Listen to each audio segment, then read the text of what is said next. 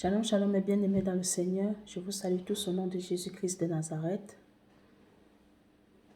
Que la paix et la grâce du Seigneur soient notre partage, soit votre partage, soit ton partage tout au long de ce mois de juillet. J'espère que chacun de nous, nous avons pris le temps, peut-être ce matin ou hier, comme hier c'était le dernier jour du mois de juin, de faire une rétrospection, de nous auto-examiner pour évaluer notre mois de juin. Je dirais même, j'espère que nous avons une prise de conscience de nous auto-examiner depuis que l'année a commencé, depuis janvier jusqu'à maintenant. Aujourd'hui, nous débutons le premier jour du mois de juillet. Nous sommes au 7e mois de l'année. En tant que chrétiens bien-aimés, nous devons toujours prendre le temps de nous arrêter, de mettre un stand-by, un stop et de rentrer en nous-mêmes. N'attendons pas toujours que ce soit le Saint-Esprit qui nous interpelle, qui vienne nous révéler des choses qui ne vont pas dans nos vies pour que nous puissions agir. Nous-mêmes ayons cette conscience en tant que des chrétiens.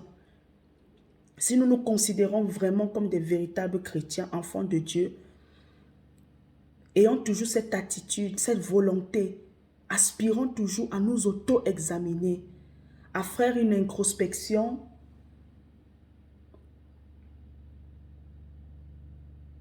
de notre marche spirituelle, de notre vie de foi.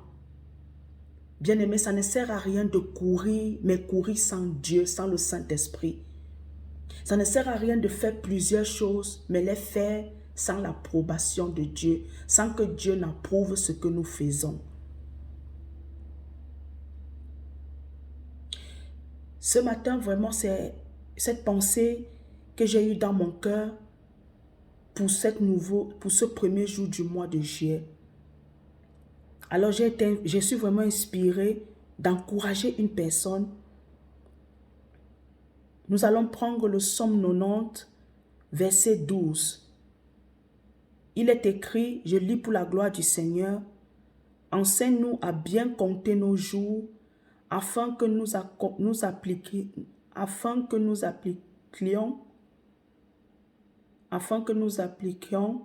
notre cœur à la sagesse. » Je reprends.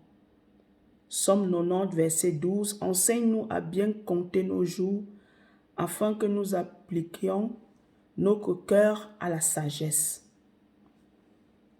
Et Éphésiens 5, le verset 16 nous dit, « Comportez-vous en gens avisés qui se rendent compte en quel temps critique nous vivons et savent tirer le meilleur parti de la période présente. Devenez maître de vos temps.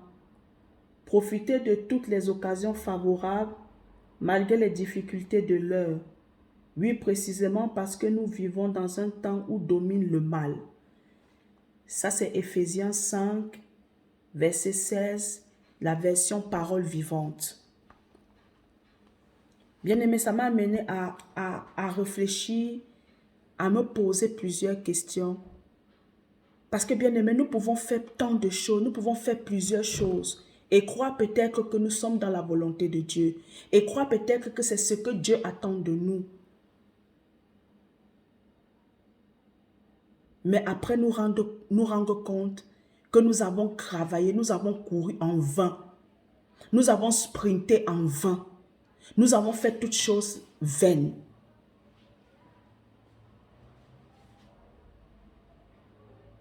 J'aimerais vraiment que chacun de nous prenions le temps, selon comment l'inspiration du Saint-Esprit, selon comment le Saint-Esprit va vous conduire, à nous asseoir, à mettre tout en stand-by, aller interroger, aller nous mettre devant au pied du maître.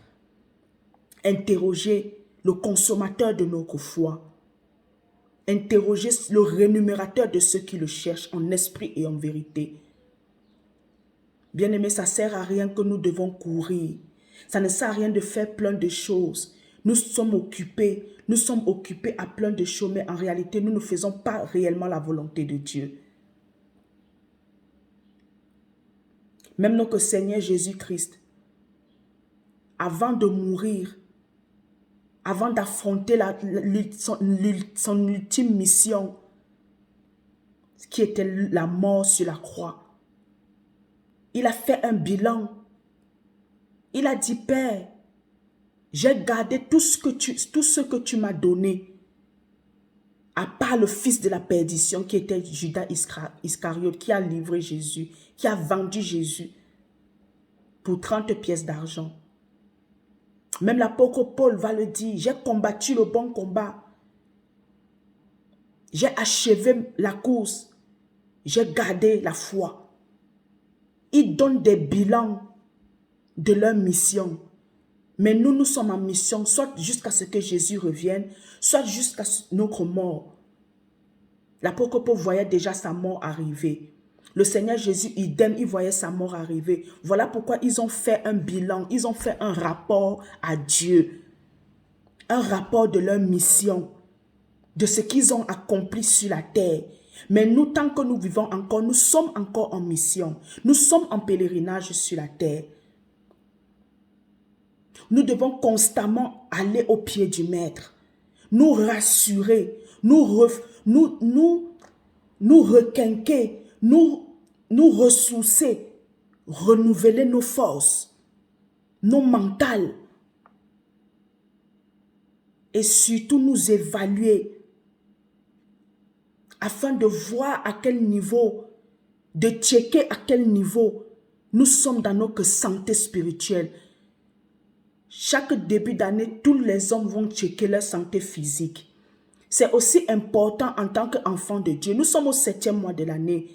Bien-aimé, quel est ton bilan? Quel est notre bilan à nous tous? Nous sommes tous concernés. Quel est notre bilan? Quel est notre bilan?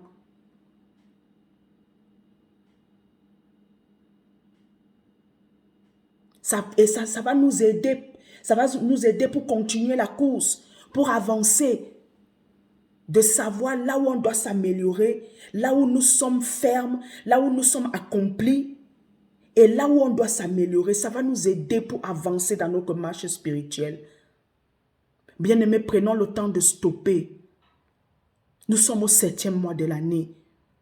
Il nous reste 5 mois. Après, nous allons arriver en 2022. Qu'est-ce qui te dit que tu vas voir 2022? Qu'est-ce qui te dit que tu vas voir le mois, tu vas terminer le mois de juillet? Qu'est-ce qui te dit que tu verras le mois d'août, le mois de septembre? Mettons-nous en ordre maintenant. Rachetons le temps. Demandons au Saint-Esprit de nous aider à mieux compter nos jours. Ne nous retrouvons pas à faire des choses concrètes à celles que Dieu a destinées que nous puissions faire. Ou bien que nous devons faire. Soyons des chrétiens disciplinés. Des chrétiens qui se autocritiquent, qui se auto-évaluent, examinent. N'attendons pas toujours que ce soit le Saint-Esprit, que ce soit Dieu qui nous révèle que oui, tu as ça, tu as ça. Non, allons l'interroger. Nous-mêmes, nous avons une conscience, nous savons pertinemment parce que Dieu a mis en nous le nécessaire pour savoir où nous en sommes, pour savoir quel est notre niveau. C'est ma pensée de ce matin, c'est ma prière pour toi ce matin. Que tu saches mieux compter tes jours. Que tu saches tes priorités. Que tu ne fais pas les choses juste pour faire, juste par formalité ou bien pour plaire à un homme. Mais fais les choses pour la gloire de Dieu. Fais les choses dans le fond parce que c'est ce qui te tient à cœur. C'est ce qui tient à cœur au Père. Fais des priorités du Père tes priorités. Fais les choses dans l'excellence. C'est ce que Dieu attend de nous. Dieu ne viendra jamais vers nous si nous ne nous approchons pas de lui. Il a déjà fait le premier pas. Dieu ne viendra pas nous répondre à une question, à un problème que nous ne l'avons pas exposé. Ne nous attendons pas que Dieu va se manifester. Oui, tu dois faire ça. Non. C'est nous qui devons nous approcher de Dieu pour que nous rapprocher de Dieu, pour que lui, il s'approche de nous, pour que lui, il se fasse connaître à nous. Comment tu sauras que tu n'es pas sur la bonne voie si tu ne vas pas vers Dieu? Si tu continues à faire, il y a beaucoup de personnes, nous faisons des choses, nous faisons. En réalité, Dieu ne nous dit rien, il ne nous parle pas, mais nous croyons que parce que le silence de Dieu veut dire que cela c'est bon. Le silence de Dieu veut aussi dire peut-être c'est pas bon. Peut-être que nous ne faisons pas ce qu'il attend de nous. Et il ne peut pas nous confirmer cela parce que nous n'avons pas cette habitude d'aller l'interroger, d'aller à ses pieds, lui présenter, lui parler avec lui. Lui poser des questions, aussi chercher son approbation, son aval. Qui parmi nous prenons le temps de demander à Dieu, Seigneur, papa, qu'est-ce que tu penses de moi? Qu'est-ce que tu penses de ma vie chrétienne? Qu'est-ce que tu penses de ma marche chrétienne? C'est important en tant qu'enfant de Dieu, en tant que chrétien né de nouveau. Nous ne pouvons pas marcher comme si nous marchions comme les païens, les gens de ce monde, sans Dieu. Ils vivent leur vie, ils sont maîtres de leur vie, ils croient être maîtres de leur vie. Ça ne doit pas être le cas pour nous. Nous avons un Dieu, nous avons un créateur, nous avons un maître. C'est Jésus-Christ de Nazareth. Nous devons sans cesse aller l'interroger, aller nous humilier devant lui, aller lui présenter ce que nous pensons être bon pour nous. Peut-être c'est au travers de cela qui va nous aider, qui va nous montrer la voie à suivre avec l'aide du Saint-Esprit. Arrêtons de nous surcharger des choses que Dieu n'a pas destinées pour nous. Après, c'est pour dire que si Dieu était là, pourquoi ça s'est passé? Si Dieu existait, pourquoi Dieu n'a pas permis, pourquoi Dieu n'a pas arrêté cela? Mais est-ce que quand tu as pris cette décision, est-ce que quand tu as fait le choix, quand tu t'es résolu d'aller faire ce que tu as fait, est-ce que tu as consulté Dieu? Tu ne l'as pas fait, mais pourquoi maintenant quand le malheur frappe à ta porte, tu l'accuses? Tu le tiens pour responsable. Apprenons à aller nous tenir au pied du maître, l'interroger. Ça ne nous tuera pas, au contraire, ça va nous aider. Ça va nous préserver de beaucoup de maux. Ça va nous préserver de beaucoup d'échecs, d'échouer et de recommencer. Ça perd le temps. On n'a plus le temps, rachetons le temps. Sachons mieux compter nos jours sur cette terre. Bien-aimé, la fin de toute chose est proche. Ne soyons pas des chrétiens, devant le trône, le tribunal de Dieu, nous allons nous mettre à rougir devant Dieu. Parce que nous n'avons pas fait ce qu'il fallait. Parce que Dieu nous a donné l'occasion, le rideau du temple s'est déchiré, le voile du temple s'est déchiré de haut en bas. C'est une manière de dire que nous avons maintenant accès à tout moment, à toute heure, en tout lieu, de communiquer avec le Père. Nous n'avons pas le droit, nous n'avons pas d'excuse de dire que, oh non Seigneur, non. C'est à nous de nous approcher de Dieu. C'est nous qui avons besoin de Dieu. C'est vrai que Dieu aussi a besoin de nous. Mais quand Dieu a besoin de nous, il nous fait savoir. Mais nous, quand nous avons besoin de Dieu, nous ne faisons pas savoir à Dieu, mais nous nous tournons vers les hommes. Les hommes, ce n'est pas Dieu. Dieu, il est Dieu.